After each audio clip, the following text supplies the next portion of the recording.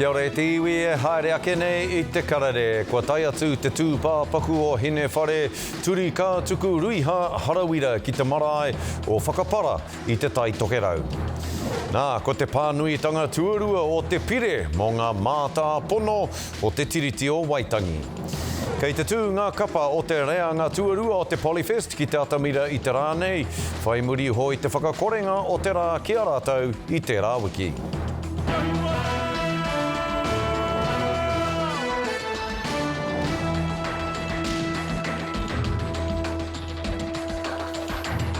Nō reira kei te tini o ngai pī koko ki te reo, tauti mai anō ki te karere I tēnei rā. Kua tai atu te tū pāpaku o hine whare, turi ka tuku ruiha harawira, ki te marae o whakapara I te tai tokerau.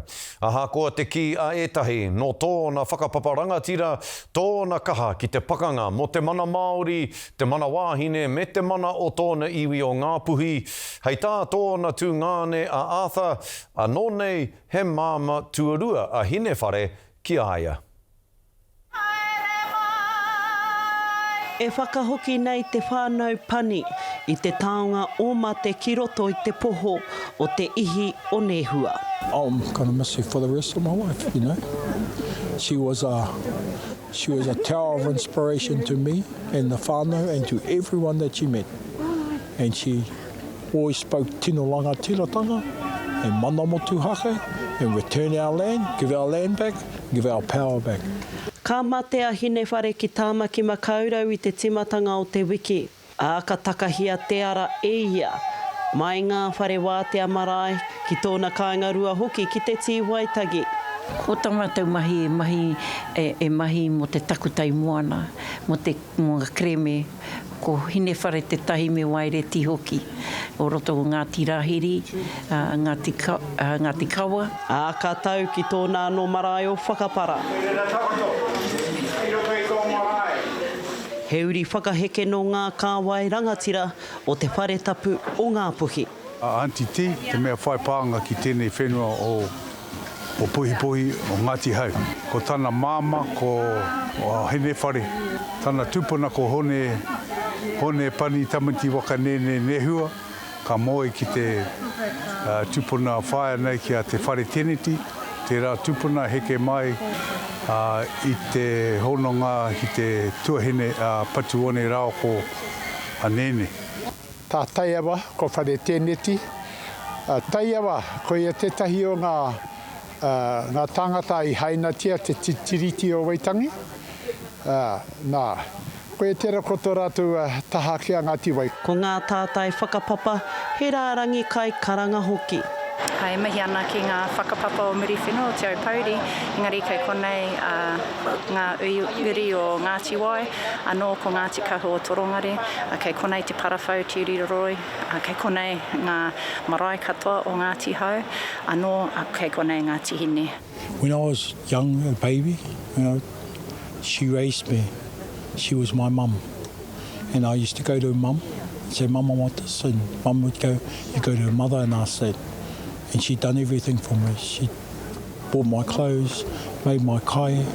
She raised me right up until I was about 7 or 8. Ko whakaritea kia hoki atu a hine whare turi kā tuku ruiha harawira ki te urupā o Ihaka I whakapara tonu nei ki te rua whakautu o ōna tūpuna ki te taha hoki o tōna whaia a tite whai a pōpō. Harata Brown, te karere. Haere atu rā koe e te kura tawhiti o Hawaii. Hoki mai anō kia tātou. Tātou ki te ao kiko nei. Hoi anō rā e hoa mā e te iwi. Kua tau te pire mō ngā mātā pono o te tiriti o Waitangi. Ki mua I te aroaro o ngā kaitōranga pū mo tana pānuitanga tuarua. Tēnā kia whakawhiti atu tātou ki pāre mata I nai nei. Kia rongo ai tātou I te ahunga o ngā kōrero I tēnei wā. The oral submissions and their gems spoken from people like Tāti Moti Karitu, Dr. Carlo Miller, Maia Te Hire Mō, the rangatahi from Te Aupauri, who carried the banner all the way from Te Rerenga Wairua to the forecourt. This ignited an emotion that echoed with all walks of life, all races, all ages and all genders across the world. Just remember, it was their voices, their powerful voices that engaged to drown out this bill. So where to next? These past 2 years have been completely about survival. This next chapter needs to be about steps to thriving. And our roadmap to our next destination has never been so clear. For us to thrive, our job over the next few months will be to create bills, policies and legislation to remove significant barriers that disallow Māori from accessing their basic rights, not privileges. Aotearoa Hou isn't a fantasy. It's a place where unity and the roadmap has no roadworks on it, and it stops us and doesn't stop us from accessing our basic rights, like proper healthcare without a 2-week wait. It's not having to decide between learning our language or student debt. It's being able to come home to build without having to wait 3 years for the Māori Land Court. It's Māori owning the first ever supermarket to breaking down the supermarket duopoly. Hana rāwhiti, Maipi Clark e kōrero ana I roto I te whare pāre mata I tēnei wāne mo te pire e pāna ki ngā mātā pono o te tiritina I tōna tikanga kia kore hāhā te pire mo ngā mātā pono o te tiriti o Waitangi I tēnei rā tonu nei. Rā I ngā rōpu o te apiti hana, Aotearoa tuatahi me nā hinara. Ko act anake ka pōti kia haere tonu tēnei pire weri nei.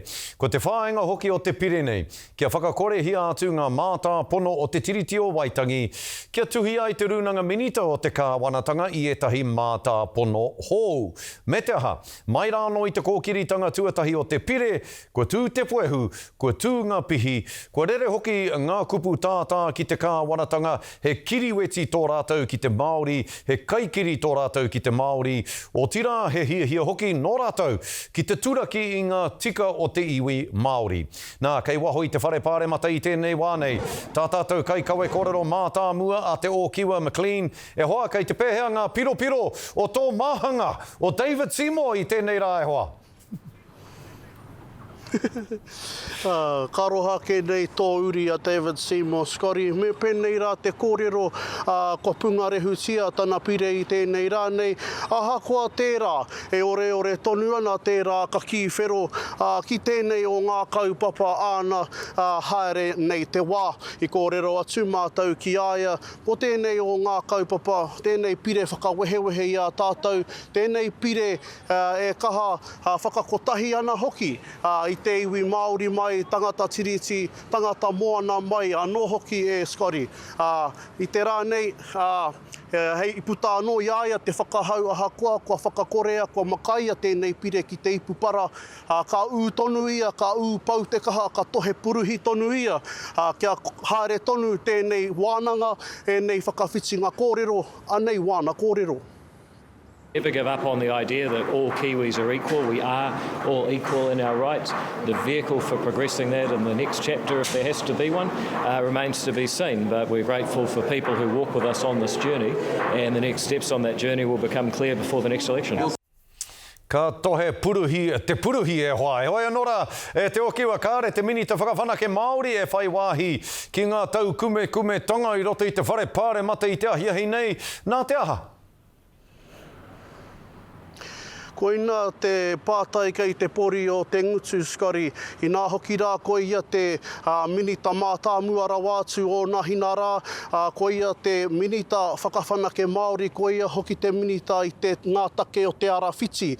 I nā rangi tata nei, huro ai ia I te ekenga mai o tēnei rā me te ki āna, kua puna rehutia tēnei, kua tūpāpaku tia, kua nehua ki te pō, tēnei o ngā pire kua kaha tāmi I o tātou ngā whakaro I roto I ngā wiki kua mahu e ake nei, ko ngā matapae, ko ngā whakapae e rere ana I te takiwa o tira, ko ngā kōrero e rere ana I roto I te whare miere, nā era o ngā kōrero, era pito kōrero ana e ki ana, he whakanui ana I te whakamoenga o tēnei pire, aia I whakakore, me pēnei rā te kōrero, nā te ana kōrero whakahau mō te taha ki te pire nei, kāre pēa ia I whai wāhi I tohu ai, hei kai kōrero I roto I ngā tau patu I tēnei pō, nō reira te pātai, ai rā nei I wahangutia ia e tana pāti. Wahangutia koe tō pāti.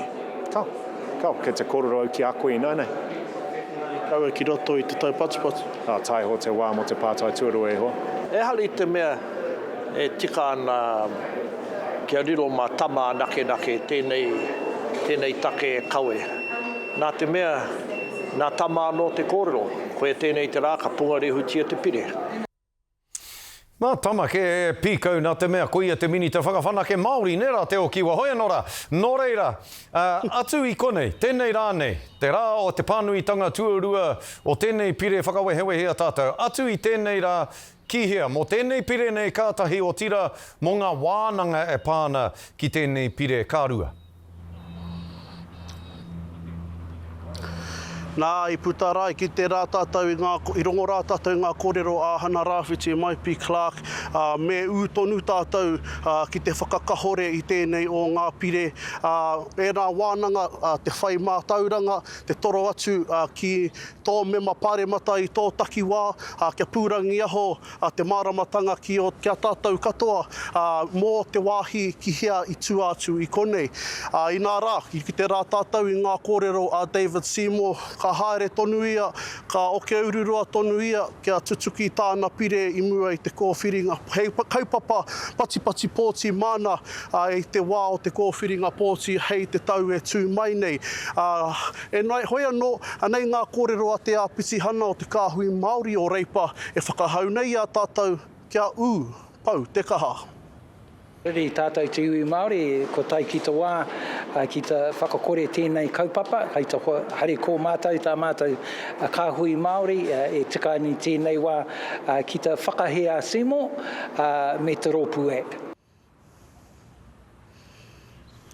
I tēnei wā tonu nei, ki te tau patu hia tonu tia, te pire ki roto I te ngā raiona, me te aha, kei roto hoki ngā iwi mana whenua o te whanganui ātara, ngā titoa rangatira, te ātiawa, e tau toko ana I te karanga, toitu te tiriti, kia matike, kia maranga, kia ūtonu tātou ki ngā whakawhiti ngā kōrero, mā te karere, te rā o ngā kaupapa e whakāhu ake, hei ki te ngā mā tātou, hei a pōpō, Scotty. Ka mihi kia koe te o kiwa, e mihi ana kia koe, e o mātu nei, kōrua kō, wai, para huti ki te pāre mata I tēnei rā nei, ki te kapo ake I ngā huatanga o tēnei kaupapa nui tai ore I tēnei rā. Nō reira, me whakatā kōrua kō, wai nei, ka mihi kia koe te o kiwa McLean I waho atu I te whare pāre mata, tēnā rā koe. Hoi anō rei te iwi, hei muri ake I ngā whakatairanga, kei te tū ngā kapa o te reanga tuarua o te Polyfest ki te atamira I te rānei, ara whai muri ho I te whakakorenga o te rā kia rātau I te rā wiki, pēhea kia mautonu mai.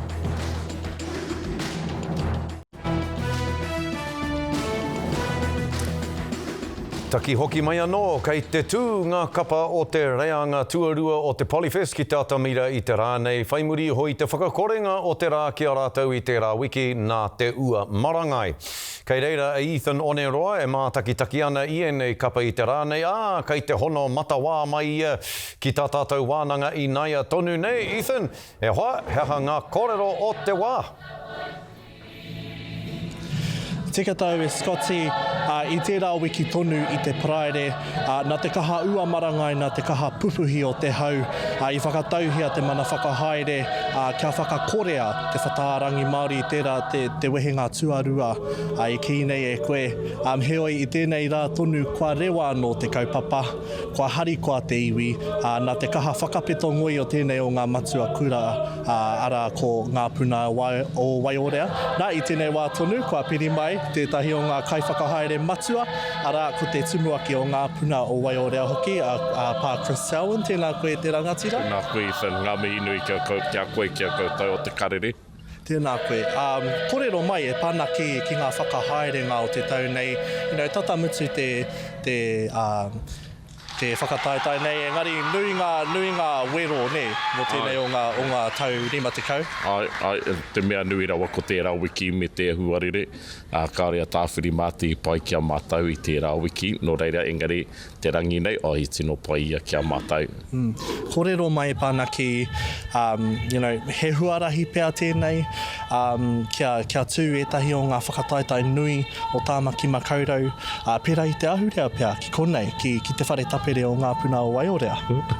Tēnā pia ka kōhuri toku whānau ka whakai kia tū te ahurea ki konei. Engari ka ki te āhei ana tonu mātou te kawi ngā kaupapa pēnei I roto I a tātou nei kura. Hoino tēnā pia ko te whakaro nui ake tātou. Mo te hunukui I tēnei whakataitai ki rō whare. Nā reira, aha ko te marangai, aha ko te huarere, he wāhi haumaru mā tātou nei tamariki te tū I rongi te atamira moe nei momo mahi. And, you know, 5 koutou o tēnei o ngā whakataitai poronihia, he whakataitai nui whakaharahara tēnei mō mātou ngā rangatahi I tupu ake ki konei ki tāmaki. You know, and tata ki te whitu te kau ngā rōpū kua tū ki tēnei o ngā whakataitai. You know, ka pēhea te wairua ki te rongo I tērā o ngā kōrero.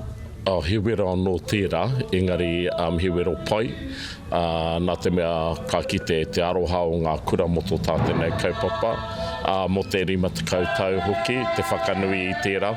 Nō reira koina tētahi o ngā take pia kua piki ngā nama o ngā kura kua uru mai ki roto I te whakataitai.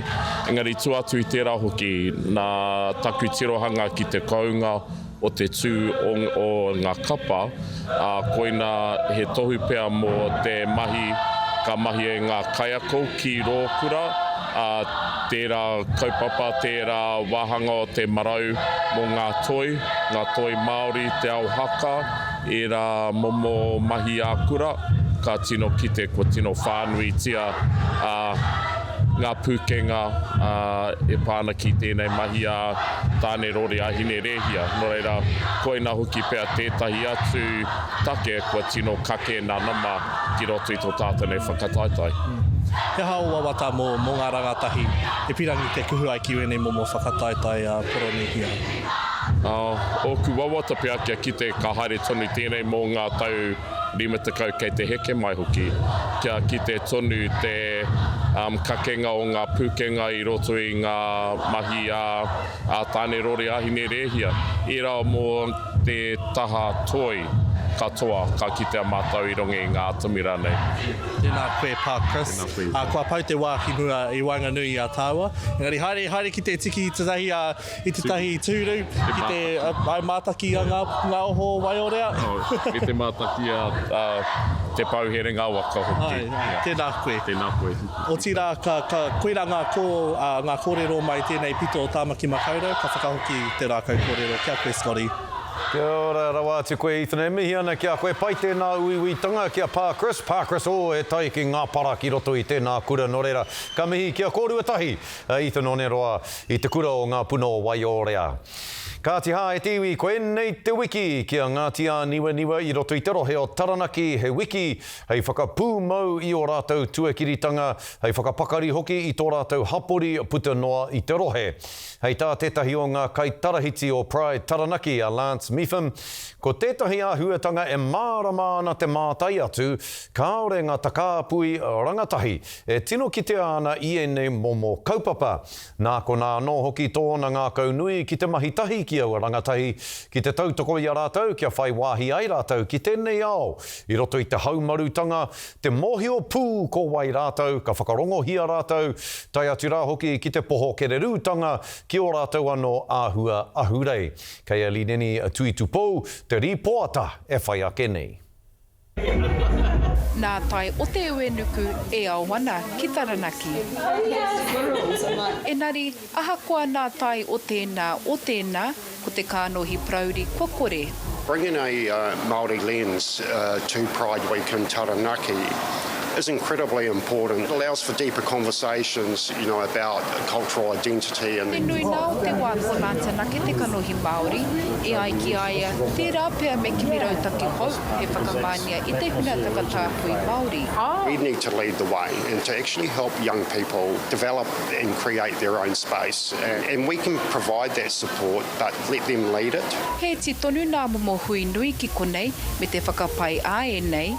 We think we have better engagement with smaller events, and I think it'd be quite difficult to get people to come to larger events. Ahakoa te ua makare ana ki te hāpuri nei. tai hoa kia whiti te rā, ka hua mai te aniwaniwa. It's all about creating safe spaces, amplifying Māori voices, ensuring everyone feels seen, valued, supported and respected. Kia tā whana tonu te uenuku, wai kā kite, hea ha hoki kei tōna otinga. Line ni tu itupou, te karere. Hei muri ake i te whakamatuatanga ko ngā huarere o te wā kia i te tonu mai.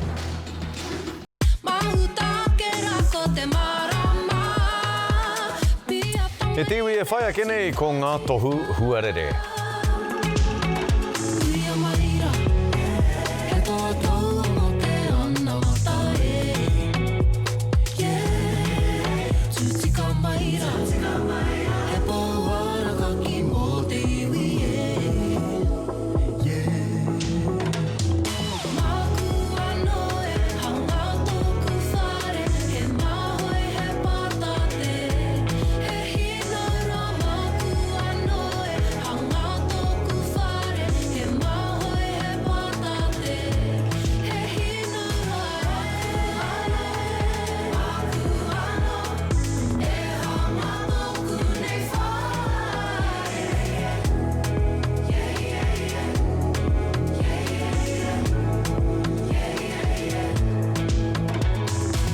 Kind of love when you're with your people. Toa takitini, that's all my people. Cup so full, kare wa te ngako. That's the kind of love that I want for my own. Ko ngā po he maho he hino he pata te hei piri ngā mo tātou he. Tia maira, he tātou mo te ana mata e. Te ana mata e. Tutika maira, tutika maira. He pōhara ka ki mo te iwi e.